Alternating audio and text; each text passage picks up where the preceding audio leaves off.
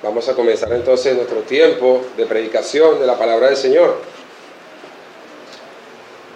Si hay algo que nosotros como cristianos muchas veces, hermanos, nos cuesta entender y aceptar, es algo que la Biblia nos habla acerca de la soberanía de Dios, cuyo atributo se despliega en toda la historia bíblica. En el Antiguo Testamento, por ejemplo, nosotros encontramos muchos ejemplos notables de cómo Dios manifestó su soberanía en el sufrimiento humano. Pero, ¿qué significa ese atributo de Dios? ¿Qué implica que Dios sea soberano?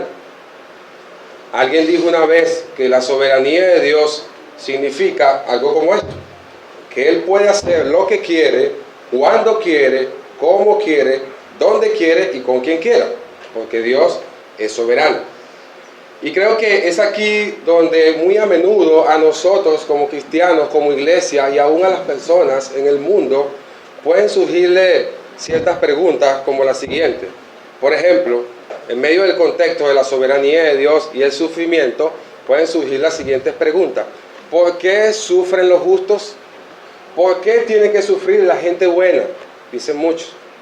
¿Por qué Dios permite tal cosa? ¿Por qué Dios permite tal situación? O yendo un poco más allá, ¿son siempre justos los caminos de Dios? De manera que, hermanos y amigos, nosotros estamos en el deber de confiar en el Dios soberano, el Rey del universo, y así descansar en Él, porque Él controla todas las cosas.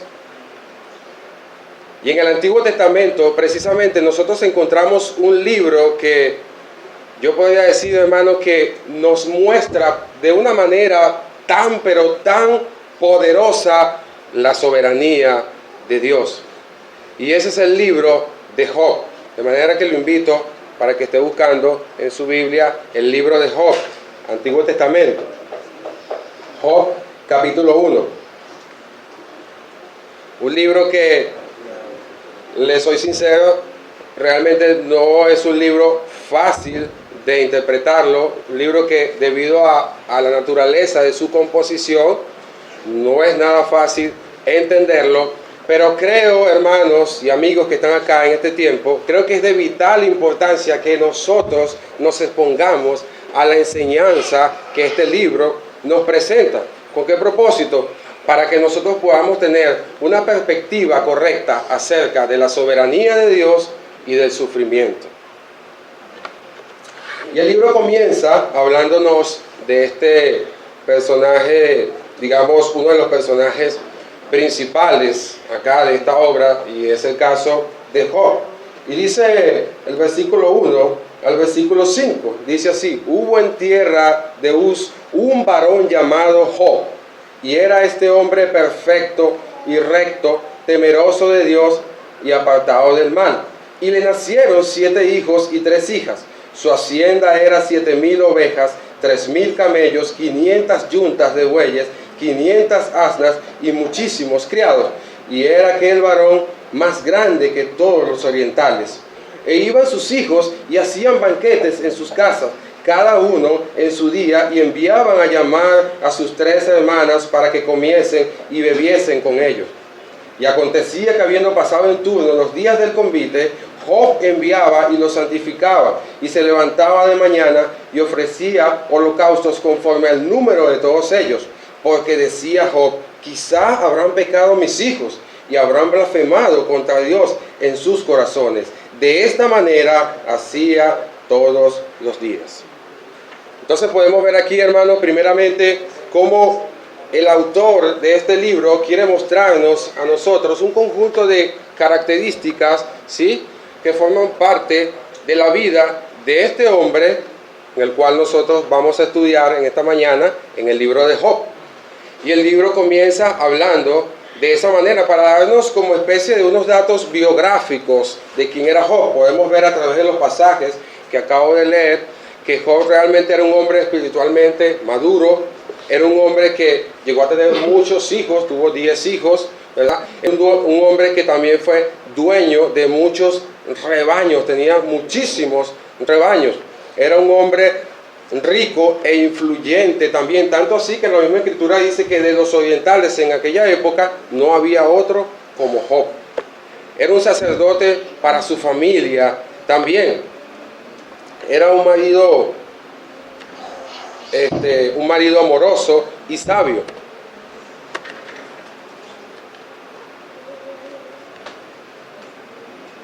Un momento.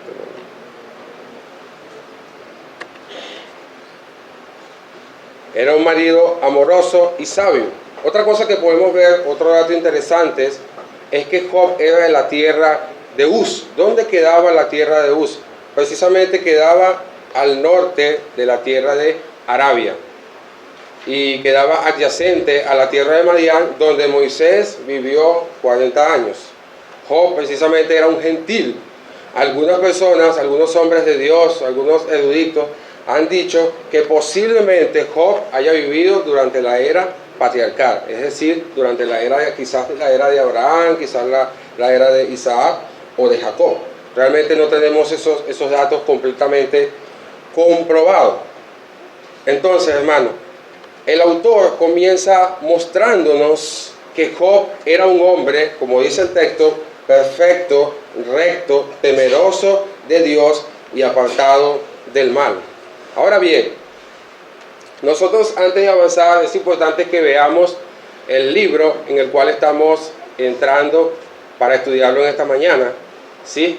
Y es el hecho de que esta obra, este libro, en su naturaleza, en su composición que él tiene, parece que el autor quiere mostrarnos ciertos personajes que están allí en el libro. Entonces, ¿cuáles son esos personajes de esta trama, de este libro? ¿Verdad? Y creo que es algo así como nosotros lo podemos ver en el teatro o en algunas películas. Nosotros podemos ver claramente cómo hay personajes principales, personajes secundarios, ¿verdad? Y es más o menos creo que la idea que se puede ver en el libro de Job. ¿Ves? Y se nos presentan algunos personajes allí. Pero entre los personajes principales, ¿cuáles tenemos? Obviamente Dios, ¿verdad? Dios es el personaje principal de toda esta obra, porque de hecho Dios es el que está llevando a cabo todos los acontecimientos acá en la vida de Job, y es lo que vamos a ver más adelante. Otro de los personajes que podemos encontrar acá es Satanás, aunque parezca para muchos que no han logrado entender o que les cuesta, porque es muy difícil entender el libro de Job, entender el hecho de que Satanás también esté dentro de estos personajes principales, porque ya lo vamos a ver más adelante, que Satanás también juega o jugó un papel importante durante de la prueba de Job. Job también es uno de los personajes principales de esta obra, es el objeto que Dios, ¿verdad?, toma para llevar a cabo su plan soberano.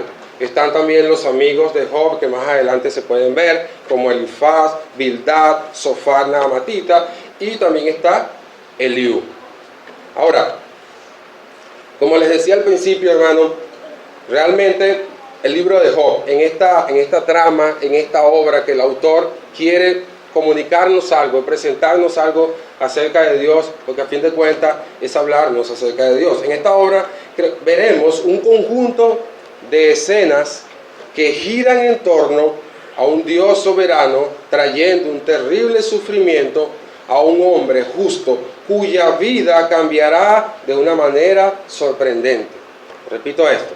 En esta obra veremos un conjunto de escenas que giran en torno a un Dios soberano trayendo un terrible sufrimiento a un hombre justo cuya vida cambiará de una manera sorprendente. Y para hacerlo, hermano, quiero presentarlo con el siguiente encabezado. En primer lugar, veremos el plan divino. En segundo lugar, estaremos viendo una escena llevada a cabo en la tierra, es decir, las pruebas de Job.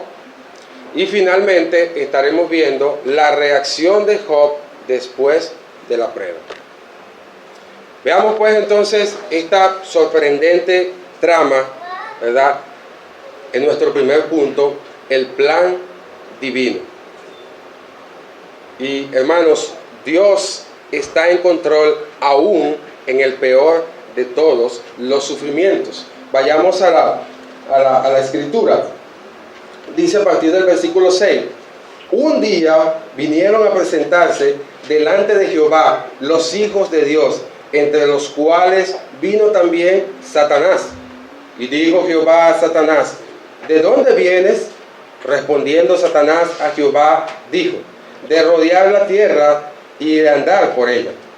Y Jehová dijo a Satanás: ¿no has considerado a mi siervo Job, que no hay otro como él en la tierra, varón perfecto y recto, temeroso de Dios y apartado del mal? Respondiendo Satanás a Jehová, dijo: ¿acaso teme Job a Dios de balde? ¿No le ha acercado alrededor de él y a su casa y a todo lo que tiene? Al trabajo de sus manos has dado bendición, por tanto sus bienes han aumentado sobre la tierra. Pero extiende ahora tu mano y toca todo lo que tiene, y verás si no blasfema contra ti en tu misma presencia. Dijo Jehová a Satanás: he aquí todo lo que tiene está en tu mano, solamente no pongas tu mano sobre él. Y salió Satanás de delante de Jehová. ¿Qué primera escena tenemos acá, hermano? Un consejo, ¿verdad?, celestial, donde Dios en su corte, en medio de un grupo de ángeles, entre los cuales dice también la Escritura que apareció Satanás, Dios, que es el iniciador, por así decirlo, de esta reunión, de este consejo. Vemos entonces el plan divino que Dios tiene para Job, ¿verdad? Y cómo va a comenzar su desarrollo o el origen de ese plan allá en el cielo. Entonces, en esta primera escena tenemos un plan soberano que Dios lleva a cabo en el cielo, donde Dios celebra su consejo con su corte celestial. Y ahora, hermanos, es interesante ver el hecho de que ni Job ni sus amigos nunca supieron acerca de esto, pero nosotros sí, hermano. Job no tenía ni idea, por así decirlo, lo que le esperaba, lo que iba a pasar, lo que venía, ¿no? Ellos no estaban al tanto de lo que estaba pasando en el cielo, porque obviamente ellos estaban en la tierra, ¿no? Pero en el cielo algo estaba pasando, algo Dios estaba allí orquestando. Dios fue el que inició este proceso para llevar a cabo la obra en la vida de Job. Y un día, en ese día que nos muestra la Escritura, comienza tal conversación de Dios con Satanás para dar origen a muchos acontecimientos trágicos que luego se desencadenarían en la vida de Job. Y vemos interesante, hermano, que en esta escena se presentan los hijos de Dios, y claramente necesitamos entender que esto es una referencia que la Biblia hace para hacerlo en relación a los ángeles, y nos dice que entre ellos y también se presentó Satanás, y era algo así como quizás para darle un reporte a Dios, quizás entregarle cuentas a Dios, ¿verdad?, de más o menos de lo que estaban haciendo, quizás lo que estaban haciendo en la tierra, porque esa es una de las cosas que nosotros como cristianos sabemos, que el diablo anda por allí rondando como león rugiente, dice el apóstol Pedro, ¿verdad? Él no está inactivo, él está operativo las 24 horas del día, ¿sí? Entonces es allí donde Satanás se manifiesta delante de Dios, hermano. Pero ¿cómo viene Satanás? ¿Cómo se manifiesta? Yo pudiera decir que cual Judas entre los apóstoles. Ustedes recuerdan el episodio, cómo estaba Judas allí en el medio de los apóstoles, ¿verdad? Parece que siempre hay uno que está allí en el medio del grupo, que tarde o temprano, como quien dice, va a querer como que trastornar los planes de Dios, la obra de Dios. Pero a fin de cuentas, como estamos viendo que Dios es un Dios soberano, Dios aún eso lo torna o lo lleva a cabo para cumplir así su plan soberano. Entonces, hermano, el diablo que estaba allí, que se manifestó en esa corte celestial, es muy probable que quizás, diría yo, una vez más quería tener éxito con Job, recordando y partiendo del hecho de que en Génesis, Satanás en un sentido logró esto con Adán en Génesis, ¿verdad? Al tentar a Adán y quizás tener un cierto éxito en esto. Entonces, Satanás quizás pensaba que quería demostrarle a Dios que Job no resistiría sus pruebas, y eso lo vamos a ver más adelante en el pasaje. ¿Por qué? Y este demonio, hermanos, la Biblia lo llama el tentador. un adversario espiritual de todos los tiempos, quien también en el libro de Apocalipsis, capítulo 12, versículo 10, la Biblia lo llama como el acusador de nuestros hermanos. Él siempre ha estado allí presente para acusar a los hijos de Dios, para acusar a todos los que confían en Dios, para acusar a todos aquellos que están delante de Dios debido a su naturaleza pecaminosa, debido a sus debilidades. Satanás siempre ha querido buscar hacer esto. Ahora, continuando la escena, viendo lo que está en esta escena, hay algo aquí interesante, hermano, que yo quiero compartir con usted, que quiero que usted también lo pueda ver, lo vea allí, y es el hecho de que en el diálogo, este diálogo que Dios lleva a cabo acá en esta corte celestial, ¿quién inicia? ¿Quién es el iniciador del diálogo? ¿El diablo? Dios. Dios es el que inicia todo. Dios es el que comienza aquí el diálogo con Satanás. Dios es el que inicia el diálogo, y aquí nos muestra el papel de Dios en esta prueba, porque para que no quede duda, pues. O sea, como quien dice, bueno, parece que la cosa está en las manos del diablo, dicen muchos, ¿no? Y siempre, muy a menudo pasa eso. Parece que las cosas están en las manos del diablo, pero no es así. Vemos claramente cómo Dios es el que inicia esta escena, ¿verdad? Para llevar a cabo una serie de acontecimientos que más adelante van a manifestarse en la vida de Job. Pues Satanás no era el que estaba presidiendo la reunión. Él no está presidiendo la reunión. Él no fue el quien comenzó. Él simplemente está allí y va a jugar un papel importante más adelante. Pero ¿cómo se desenvuelve todo esto, hermano? ¿Cómo nosotros podemos ver, qué nos muestra el pasaje a nosotros de cómo se va desenvolviendo esta escena?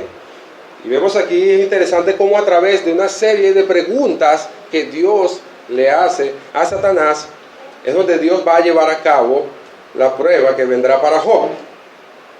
Pero si hay algo que también podemos notar, hermanos, es el hecho de que yo creo que Satanás conocía en parte a Job, porque ya el autor nos dio ciertas características, ciertas cualidades de Job en el capítulo 1, que obviamente Job era un hombre piadoso, no era un hombre perfecto en su totalidad, no era un hombre impecable en ese sentido, no lo muestra la Escritura, era un hombre con debilidades, rodeado de debilidades, igual que usted y que yo, pero el testimonio que nos presenta aquí este libro es que era un hombre recto, temeroso y apartado del mal. Entonces, hermanos, vemos aquí cómo se manifiesta una especie de autorización de parte de Dios hacia el diablo, ¿verdad? Una especie de manifestación de autorización que Dios le da al diablo, un permiso que le da para que someta a prueba la fe de Job, atacando todo lo que tienes. Y con este permiso soberano de Dios, Satanás pudo atacar a Job, excepto en lo físico. Es decir, todos los bienes que Job tenía, todo lo que el autor mencionaba, que comenzó a mencionar en el capítulo 1, va a venir otra escena donde todo eso le va a ser quitado. Ahora, hermano, ustedes recuerdan aquel episodio cuando el apóstol Pedro, precisamente, uno de los apóstoles que estuvo con nuestro Señor Jesucristo, estaba allí momentos antes de llegar a la cruz, a la crucifixión, y la cosa se está poniendo difícil allí, y vemos cómo Jesús, ¿verdad?, le habla a Pedro y le dice: mira, Pedro, Satanás os ha pedido para zarandearos como a trigo. Él ha pedido para zarandearos como a trigo. Pero ahí no se quedó todo. Vemos como el Señor Jesús le dice al apóstol Pedro: pero yo he orado, yo he rogado al Padre por ti, para que tu fe no falte. Para que tu fe no falte en medio de esta prueba. Y de esa misma manera, hermanos, es que Job va a comenzar a ser probado, va a ser zarandeado. En otras palabras, Dios, es como si Dios le hubiese dicho a Satanás: ahí está Job, zarandéalo. Y el pasaje nos dice y nos muestra, ¿verdad? Dice, para ver si no blasfema en tu misma presencia, para ver qué sale dentro de él, para ver qué sale dentro de tu corazón. Y uno pudiera pensar y decir: wow, pero ¿cómo es posible que un Dios amoroso, ¿verdad?, misericordioso, pueda permitir tal cosa, ¿verdad? Pero lo que tenemos que entender, hermanos, y seguir, tratar de seguir ese hilo, ¿verdad?, a través del cual el autor quiere llevarnos, a través de este libro, que Dios está en cada una de estas escenas, que Dios está llevando a cabo todos los acontecimientos, todo lo que va a ocurrir, todo el desenlace de esta trama. Dios está detrás de cada una de esas cosas, ¿sí? No está en las manos del hombre. no está en las manos del diablo. Dios está llevando a cabo todo eso. Pero en relación con nosotros, hermano, ¿qué podemos decir? Nosotros, si estuviéramos nosotros en el lugar de Job al comienzo de esta prueba, imagínense. ¿Ve? Y es el hecho de que allí nosotros también necesitamos entender que estamos en las manos de Dios y que Él es quien orquesta todas las cosas en nuestras vidas y que aún el sufrimiento es una dádiva dada por Dios. Ustedes recuerdan, por ejemplo, cuando el apóstol Pablo nos lo presenta también en el libro de Filipenses, ¿verdad? Dirigiendo su carta a un grupo de creyentes en la iglesia en Filipo, y Pablo le dice: porque a vosotros les he concedido no solamente que creáis en Cristo, sino que también padezcáis por Él. El sufrimiento también es una dádiva dada por Dios para el creyente. También es dado por Dios. Entonces, hermanos, entendamos que Dios está en control de todas las cosas. Dios es soberano. Él está al tanto de todos. Y aunque Satanás, ¿verdad?, quiera envalentonarse, empecinarse con perseguir a la iglesia, ¿verdad?, con estar allí, con acecharla de día y de noche, entendamos que aún así, detrás de todo eso, Dios siempre estará orquestando algo. Siempre, siempre.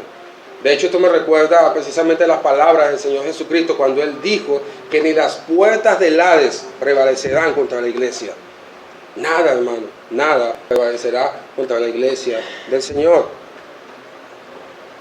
Y como les dije, Satanás siempre está activo, siempre está operando, porque hay una mala idea, lamentablemente en el pueblo de Dios se escucha mucho esto de cómo se presenta a un diablo inactivo, completamente derrotado, dicen muchos.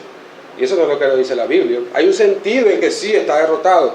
Cristo triunfó sobre los demonios, sobre los espíritus, ¿verdad? Dice la Escritura en Colosenses de que los exhibió públicamente, exhibió a los demonios allí. Pero Él sigue estando operativo, Él sigue actuando, Él no está muerto, Él sigue estando vivito y coleando, como dicen por allí, sigue moviéndose, sigue operativo.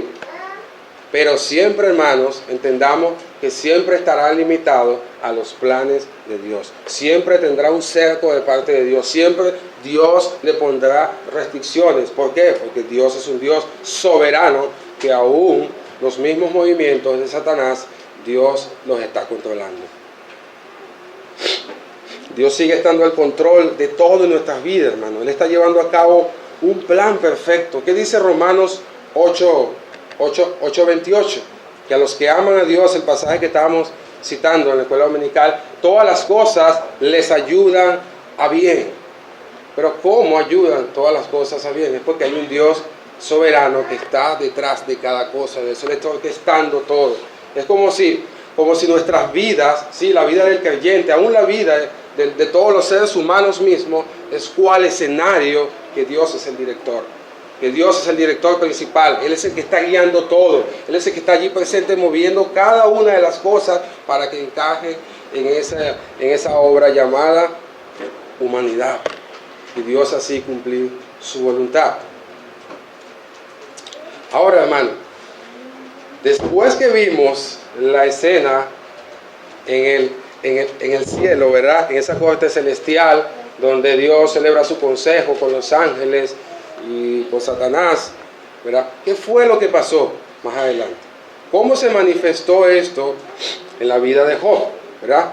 Ya allí quiero pasar a nuestra segunda escena, ¿verdad?, que tiene por nombre las pruebas de Job. Las pruebas de Job. Las pruebas de Job. Entonces, habiendo visto en nuestra primera escena el origen de la prueba de Job, donde comenzó a desarrollarse todo lo que venía para la vida de Job, ahora vamos a ver cómo se manifestó en la vida de Job. Cómo se manifestó lo acordado en el cielo. Los versículos 13 al 19 nos presentan este punto. Y dice así: y un día aconteció que sus hijos e hijas comían y bebían vino en casa de su hermano el primogénito. Y vino un mensajero a Job y le dijo: estaban arando los bueyes y las asnas paciendo cerca de ellos, y acometieron los sabeos, y tomaron y mataron a los criados a filo de espada. Solamente escapé yo para darte la noticia. Aún estaba hablando cuando vino otro que dijo: fuego de Dios cayó del cielo que quemó las ovejas y a los pastores y los consumió. Solamente escapé yo para darte la noticia. Todavía estaba hablando y vino otro que dijo: los caldeos hicieron 3 escuadrones y arremetieron contra los camellos y se los llevaron y mataron a los criados a filo de espada. Y solamente escapé yo para darte la noticia. Entre tanto que hablaba, vino otro que dijo: tus hijos y tus hijas estaban comiendo y bebiendo vino en casa de su hermano el primogénito, y un gran viento vino del lado del desierto y azotó las 4 esquinas de la casa, la cual cayó sobre los jóvenes y murieron, y solamente escapé yo para darte la noticia. Wow, hermano, imagínense. Yo creo que nuestra imaginación se quedaría corta, ¿no?, para nosotros ver la magnitud de lo que esto significa. Lo que comienza a vivir Job, lo que va a comenzar a vivir Job. Vemos un hombre en el capítulo 1, ¿verdad?, que santificaba a sus hijos, tenía muchos asnos, tenía mucho ganado, era un hombre rico, influyente. Luego vemos aquí otra, en la segunda escena, en el segundo punto, vemos cómo la vida de Job va a comenzar a cambiar, o ha comenzado a cambiar, y él comienza a recibir esta serie de noticias, de mensajes. Quizás Job a lo mejor estaba por allí, no sé, muy tranquilo en un lugar, y de repente vienen y le dan la noticia, y una por una, y una por una, y de repente está así como que tratando, quizás, no sé, de asimilar la primera, y viene la otra, y viene la otra, y viene la otra. Wow, sorprendente. Y en un día comienza Satanás a quitarle a Job todos sus bienes materiales y aún sus hijos. Wow. La primera cosa que vemos es que vinieron los sabeos. ¿Y qué hicieron los sabeos? Robaron los bueyes y las asnas y mataron a los criados. Y es muy posible que eran muchos los animales, los asnos que Job tenía, y por eso tenía la necesidad de tener demasiados criados para que entonces se encargaran de su negocio, por así decirlo. Y es allí donde se presentan los sabeos, roban los bueyes, a las asnas, y mataron a los criados. ¿Quiénes eran los sabeos? Ellos pertenecían a una región de Arabia, y estos eran bandidos que sembraban el terror. No eran cualquier clase de personas, imagínense. Los sabeos no eran cualquier clase de personas, eran personas fuertes que simplemente les interesaba era hacer el mal, y Dios permite esto en la vida de Job. ¿Qué pasó también? Las ovejas de Job y los pastores, sus ovejitas, dice que fueron consumidos también con el fuego de Dios. Luego dice también que los caldeos, que eran expertos en saqueos y en la guerra. Usted puede buscar, por ejemplo, eso en Habacuc, capítulo 1, versículo 6 al 8, cuando el profeta le dijo a Habacuc, ¿verdad?, en un contexto allí, que el pueblo había apostatado, el pueblo de Israel se había alejado de Dios, y Dios tenía en mente que también iba a hacer algo allí en ese tiempo.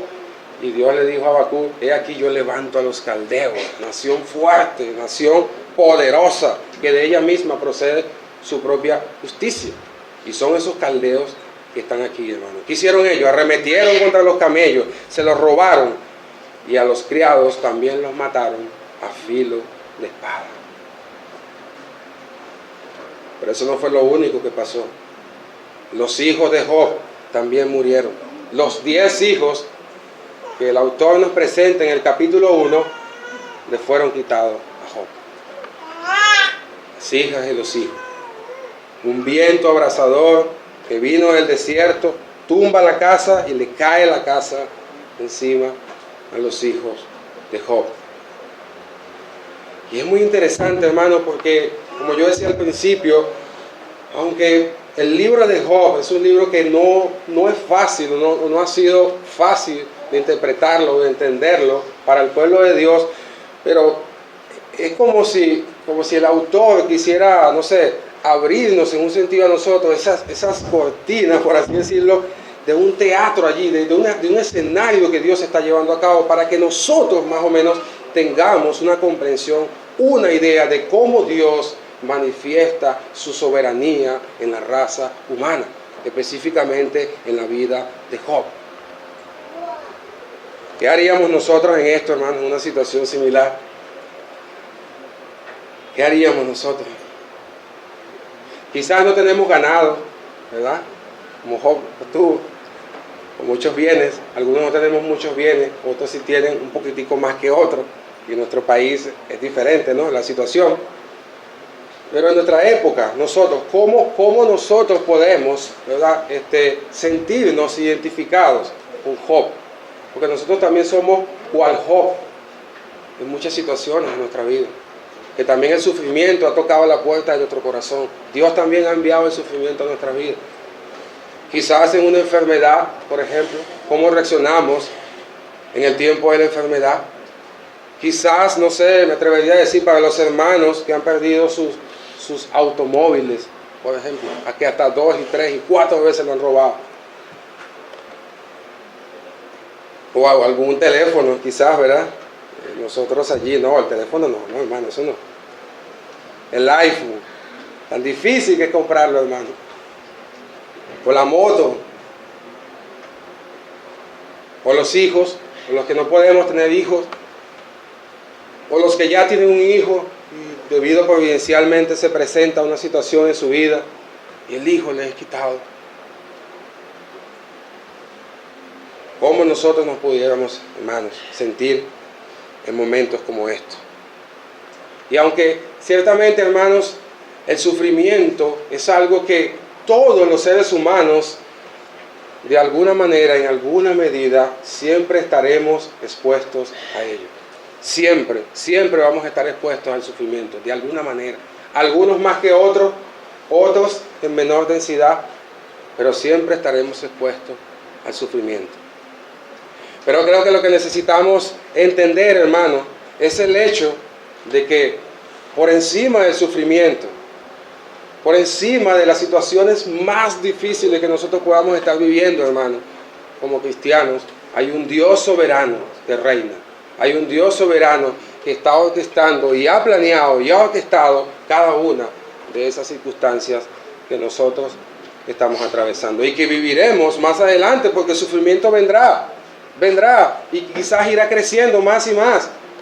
Quizás los sufrimientos que estamos teniendo ahorita no serán los mismos que vendrán más adelante, pero vendrá. Eso es algo que las Escrituras nos muestran claramente. Cristo lo dijo también, el Señor Jesucristo, en relación con su gente, con su pueblo, con sus discípulos. Él dijo, en el mundo van a tener aflicción, pero confiad, yo he vencido al mundo, dijo el Señor. El Señor va a estar con nosotros en medio del sufrimiento. Y algo que necesitamos entender, hermanos, es el hecho de que la gloria de Dios es más importante que nuestra comodidad. Y es difícil, no es fácil. Y no podemos pensar en la idea, ¿verdad?, de que, y ya lo vamos a ver más adelante, de que Job, después que atravesó todo este sufrimiento, esta serie de pruebas, ¿verdad? Job estaba allí y bueno, la Biblia no nos muestra eso, pero que Job estaba allí, se levantó y tal, como si nada hubiera pasado. No, posiblemente tenía un dolor profundo en medio de su sufrimiento. ¿Por qué? Porque era un ser humano. Era un ser humano también con debilidades, que se dolía, con emociones, y fue afectado también de alguna manera. Pero algo entonces que necesitamos entender, hermanos, es el hecho de que la gloria de Dios es más importante que nuestra comodidad. Y en esta sección de eventos que ocurrieron en la vida de Job, el único lugar donde podemos estar contentos, hermanos, es en medio de la voluntad de Dios, aún en medio del sufrimiento. Es allí donde nosotros podemos estar contentos, hermano. Otra cosa no tendría sentido, hermano. Aunque parezca muy difícil, aunque parezca muy duro, hermano, pero es lo mejor. En una sola tarde, Job pasó de ser el hombre más dichoso, como dice en el capítulo 1, al hombre más desdichado, de tenerlo todo a perderlo todo, sin a nadie a quien culpar. Imagínense. Y no siempre nosotros podremos explicar el sufrimiento, hermano. Muchas veces no vamos a entender ¿sí? La razón de nuestro sufrimiento. Pero es importante que nosotros como cristianos, hermanos, entendamos, ¿verdad?, de que el sufrimiento puede tener muchas causas, ¿no? No solamente la prueba de Job, como estamos viendo aquí en el libro de Job, sino también aún nuestro propio pecado también nos trae sufrimiento. El pecado trae sufrimiento en la vida del cristiano, el pecado trae consecuencias y no hay ningún problema, no tiene nada de malo que nosotros nos examinemos a la luz de la palabra cuál es la naturaleza de nuestro sufrimiento, cuál es la causa. ¿Realmente nosotros estamos sufriendo por ser fieles a Dios o por causa de nuestro pecado? ¿O por causa de que hemos ofendido a Dios? Entonces, hermano, examinémonos también allí en esa parte. ¿Cuál es la causa actualmente ahorita que estés sufriendo por algo? ¿Cuál es la causa de tu sufrimiento? Claro, nosotros los cristianos y venezolanos, ¿no?, sobre todo, siempre nuestra situación país, hermano. Claro, y eso es evidente, por supuesto. Pero no creo que eso sea lo único que nos está quejando ahorita, que nos está achacando, que está ahí, que nos está causando sufrimiento. Yo creo que hay otras cosas más que si usted las medita y las reflexiona en su corazón, están pasando en nuestras vidas. Pero, hermano, interesante, Job sufrió algo indecible, algo que, wow, es difícil entenderlo. Entonces, no siempre podremos explicar el sufrimiento, hermano. Job era un hombre justo, no podía pensar en algo que haya causado tanto sufrimiento. Yo creo que eso debería provocarnos en nosotros humildad y gracia para con los que sufren. Porque muchas veces nosotros estamos en el fuego ahí, Dios está allí llevando a cabo, ¿verdad?, una prueba en nuestras vidas, y a veces, no me malinterpreten, ¿no?, pero nos sentimos así como que, oye, esto es demasiado, como que si estuviéramos viviendo lo que vivió Job. No estoy diciendo con esto de que no nos aquejamos, que no nos duele, que no nos sintamos mal, porque a fin de cuentas somos seres humanos, somos creyentes, pero somos seres humanos. Pero, hermanos, yo creo que esto, aún en el tiempo del sufrimiento de nuestras vidas, debe producirnos en nosotros humildad y gracia para con otros que están sufriendo peor que nosotros. Si usted, por ejemplo, se pone a pensar, póngase a pensar en los hermanos que están en otros países. Corea del Norte, por ejemplo. Hermano, a diario se escuchan noticias de cómo los cristianos están siendo perseguidos por causa de su fe. Usted y yo podemos aquí venir tranquilos cada domingo con su Biblia bajo el brazo. Mira, todo chévere, comunión. Tenemos otras situaciones que nos aquejan, ¿verdad? Otro tipo de sufrimiento. Pero, hermanos, pensemos en esto. Examinemos también esto y ver que muchas veces nuestro sufrimiento, a veces nosotros lo queremos poner más grande de lo que es. A fin de cuentas, hermanos, yo creo que no siempre nosotros necesitamos conocer por qué sufrimos. Y a veces estamos tratando ahí de ver, ¿por qué está pasando esto? ¿Por qué a mí? Como yo decía al principio, ¿por qué sufren los justos? ¿Por qué un cristiano tiene que vivir de esa manera? No tiene por qué ser, no debe ser así, porque es cristiano. Pero la Biblia muestra todo lo contrario. Entonces, no siempre necesitamos conocer el motivo de nuestro sufrimiento, si conocemos a aquel que nos está sosteniendo en medio del sufrimiento. Eso es lo más importante, hermano. Y como dije al principio, hermano, de este punto, no está mal que nosotros nos examinemos, ¿verdad?, la causa de nuestro sufrimiento, si es por consecuencia de un pecado en particular en nuestras vidas, o por ser fiel al Señor, como le ocurrió a Job, ¿verdad? El punto con esto es no concentrarnos en las razones de nuestro sufrimiento para que podamos excusar o justificar nuestras quejas o nuestras malas actitudes durante el tiempo del sufrimiento y reaccionar de una manera pecaminosa, como muchas veces nosotros como cristianos solemos reaccionar. Dios, aún así, hermano, sigue siendo soberano. Por eso lo dice también el Salmo 46. ¿Qué dice el Salmo 46? Ese pasaje que quiero compartir con ustedes. Dice, Dios es nuestro amparo y nuestra fortaleza, nuestro pronto auxilio en las tribulaciones. Por tanto, no temeremos aunque la tierra sea removida, hermano. Dios es nuestro amparo, hermano. Él está orquestando todas las cosas. Él está llevando a cabo un plan Él está controlando todos los acontecimientos. Él está llevando a cabo todo, hermano. Está orquestando cada cosa, cada detalle en su lugar donde tiene que estar. Y por muy difícil que sean las pruebas en nuestras vidas, Dios sigue siendo soberano. Y Él lo planeó de esa manera, a pesar de lo duro, que puede hacer. Y es importante aclarar también aquí, hermano, como ha surgido muchos malos entendidos. Debemos recordar que Job no estaba sufriendo por causa de algún pecado en particular, ¿verdad? Porque eso lo pudimos observar en la descripción que el autor nos da en el capítulo 1, primeros textos, acerca de Job, que era un hombre temeroso de Dios, apartado del mal, ¿verdad? Un hombre bueno, un hombre piadoso. Job no estaba aquí padeciendo por causa de su pecado, ¿sí? Porque cuando muchas veces se tiene la idea, ¿no?, del sufrimiento, de que, bueno, si ven a alguien sufriendo es porque él está pagando en vida lo que se merece. Algo malo tuvo que haber hecho. Algo te pasó a ti porque estás sufriendo, ¿no? Y surge esa mala teología de asociar siempre que el sufrimiento, ¿verdad?, es por causa de que la persona está en desobediencia, está en pecado, ¿sí?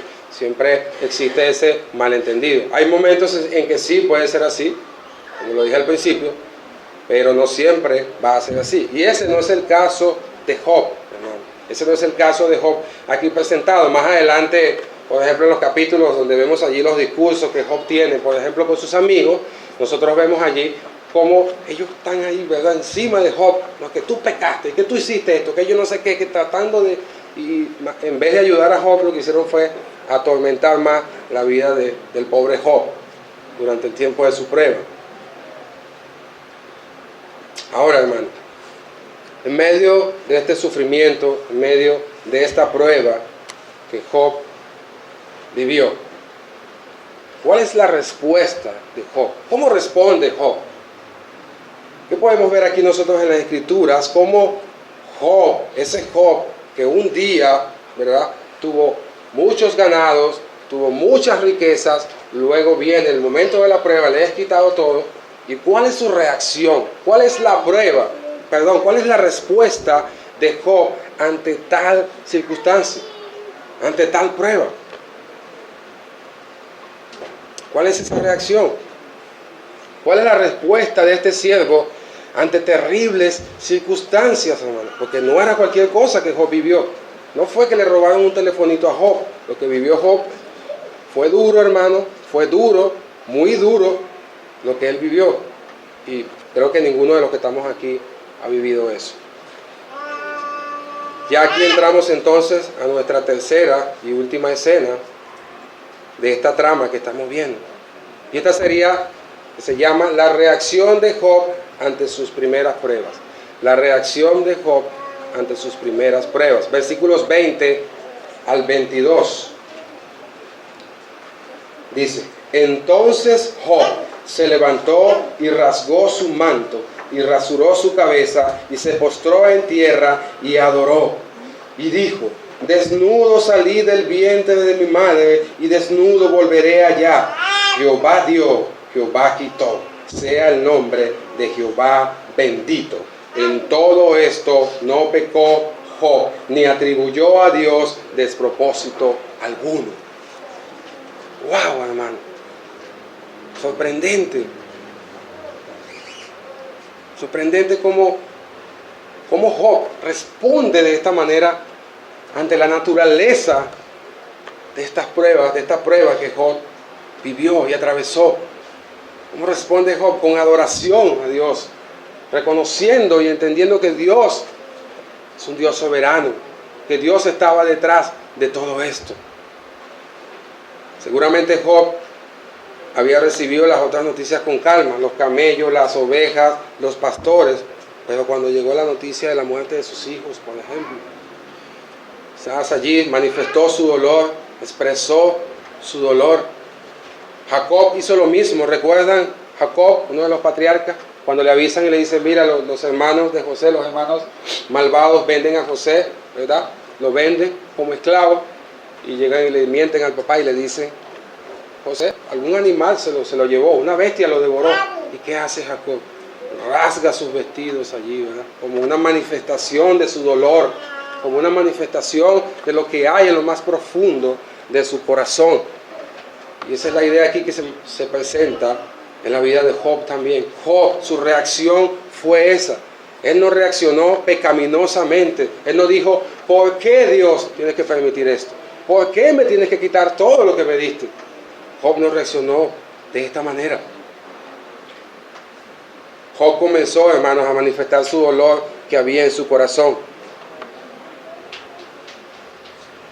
Job se postró en tierra, dice, y adoró a Dios, hermano. Wow. Lo hacemos así nosotros muchas veces. Reaccionamos nosotros así muchas veces durante el sufrimiento.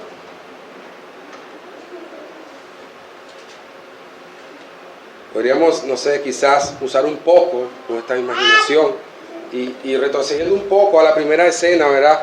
Vemos allí a Satanás diciéndole a Dios, bueno, pero ¿tú crees que Job teme a Dios de balde? Tú le di todo lo que él tiene, no te va a adorar. Claro, él te va a adorar porque todo lo que tú le has dado, la riqueza, todo, por eso es que Job te adora a ti y te ama. Pero no fue así, no es así. ¿Y cómo quedaría Satanás y los demonios y los ángeles? Como dice por allí, boquiabierto, al ver a este hombre, al ver a un ser humano expresando estas palabras en medio del sufrimiento, en medio de una prueba de tal magnitud, expresando adoración a Dios. Y esa es la mejor victoria que nosotros podemos tener, hermano, en medio del sufrimiento. Satanás está interesado en nuestras quejas, que nosotros nos quejemos contra Dios. Él está interesado en que nosotros estemos ahí refunfuñando contra Dios, que por qué esto, que por qué aquello, que yo no sé qué, que esto, que lo otro, que esto no me gusta, que no me parece, y todo eso. Él está interesado. De hecho, eso es lo que a él le gusta. Él está de acuerdo con eso. Y a veces nosotros como cristianos caemos en su juego también. Pero no fue así en la vida de Job. Y Satanás y sus demonios y los ángeles pudieron conocer el corazón de este hombre. Ejemplo para nosotros. Hombre piadoso. Ejemplo a seguir. Pues dice que se levantó en silencio, quizás allí recopilando todas sus ideas, pensando, asimilando, ¿no? Primeramente, porque no creo que haya sido algo así como que le dan las noticias a Job y inmediatamente Job, bueno, desnudo salí al vientre de mi madre, sea el nombre de Dios bendito. Asume, ¿verdad? Todo lo que está recibiendo en el momento, toda la información, de toda la prueba, de todo lo que le ha acontecido, tanto a sus bienes como a sus hijos. Y Job, en respuesta a eso, se expresa de esta manera. Rasga su manto y rasuró su cabeza, manifestando su dolor, se postró en tierra. Creo que Job también mantuvo su compostura, derramó su alma en adoración a Dios, porque él sabía y entendía que Dios estaba detrás de todo esto. Y dice también que Job no atribuyó a Dios despropósito alguno, hermano.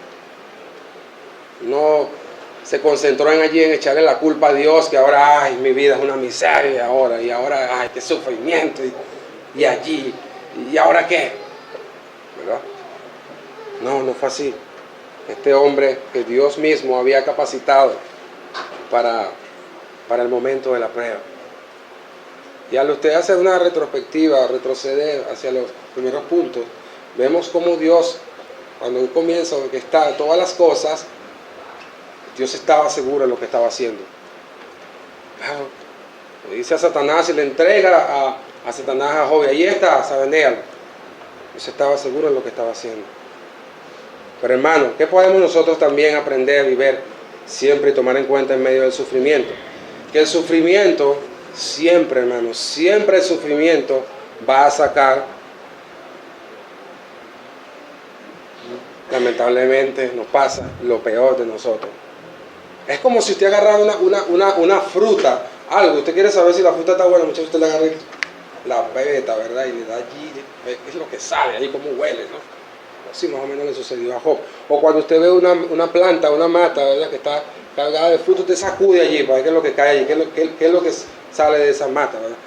Así, de esa misma manera, el sufrimiento nos sacude a nosotros y se manifiestan muchas veces, hermanos, nuestros pecados, pero también por la obra de Dios, por su capacitación en nosotros, Dios puede sacar lo mejor de nosotros, hermano. Y podemos también nosotros responder en adoración, como lo hizo Job también, hermano. El sufrimiento también nos ayuda porque nos reorienta hacia el cielo, nos muestra qué es lo que es verdaderamente importante, hermano. El sufrimiento es algo pasajero. El pasaje que veíamos en la escuela dominical, ¿verdad? Que las aflicciones del tiempo presente no son comparables con la gloria venidera que en nosotros ha de manifestarse, hermano. Tu sufrimiento es temporal, hermano, no es eterno, es pasajero, es efímero. Es una cuestión que se va a ir como la neblina. Es de momento. No es eterno, no va a durar toda la vida. El sufrimiento también nos puede llevar a amar a otros que han sufrido también. Por eso precisamente es lo que dice el apóstol Pablo en 2 Corintios, cuando él dice que nosotros hemos sido consolados por Dios en el medio del sufrimiento, nosotros también podemos consolar a otros que están sufriendo, hermano. El sufrimiento también saca lo que realmente somos. De hecho, la prueba es para eso. No puede haber vida cristiana si no hay prueba, si no hay tentación. Eso es lo que nosotros hemos visto en la vida cristiana. El Señor Jesucristo también lo dijo de esta manera. El siervo no es mayor que su Señor, lo dijo Cristo. Si a Él le hicieron todo eso, si Él fue probado hasta llegar a la muerte y muerte de cruz, ¿cuánto más a nosotros? El sufrimiento nos recuerda que hay alguien, hermano, que ha sufrido mucho más que Job y que nosotros. Y es lo que vamos a ver a continuación. La historia de la relación, hermano, entre Dios y el sufrimiento humano no acaba con el libro de Job. Job enseña que Dios tiene el control, que Dios es un Dios soberano, que está al control de todo. Si usted no ha leído el libro de Job, yo le invito a que lo lea todo. Porque aquí en estos primeros capítulos nosotros podemos ver cómo el autor nos muestra una manifestación de la soberanía de Dios en el cielo, en los ángeles, ¿verdad? En la vida de Job, pero más adelante cuando Dios comienza a tener esos discursos, ¿verdad? Y comienza a tener el diálogo con Job, cuando se le manifiesta en el torbellino, allí vemos cómo Dios comienza a hacer una serie de preguntas también a Job para hacerle ver que Dios es soberano aún en la creación, aún en todo lo creado. Pero el Nuevo Testamento, hermano, nos conduce a nosotros a una comprensión más profunda de la relación de Dios con el sufrimiento. En Jesucristo, Dios ha revelado su amor en la cruz. Jesucristo es el verdadero inocente que sufre, hermano. Él es el único verdadero inocente que realmente ha sufrido más que cualquier ser humano en todos los tiempos. El único totalmente sin pecado. Porque Job, ¿no? Y a menudo se presenta una confusión con esto. Job sufrió, pero lo que necesitamos entender, hermano, que aún la fe que tenía Job fue dada por Dios. Aún la justicia, la vida piadosa que Job tenía, le fue dada por Dios. Le fue imputada, otorgada, prestada, no era de él. Pero aún en sus propios méritos, Job se merecía el sufrimiento. Job se lo merecía. Pero Jesucristo, hermano, es la justicia de Dios que de manera voluntaria, en contraste con Job, se somete al sufrimiento para traer beneficio a hombres y mujeres pecadores como usted y como yo, hermano. No hay nadie que haya sufrido, haya llevado tal sufrimiento. No hay nadie como Cristo que haya atravesado el mayor de todos los dolores, muriendo en una cruz, su rostro siendo escupido. No hay nadie como Él, hermano, nadie. Que Cristo mismo haya abrazado y absorbido las consecuencias inmerecidas del mal es la respuesta definitiva a Job y a todos los Job de la humanidad.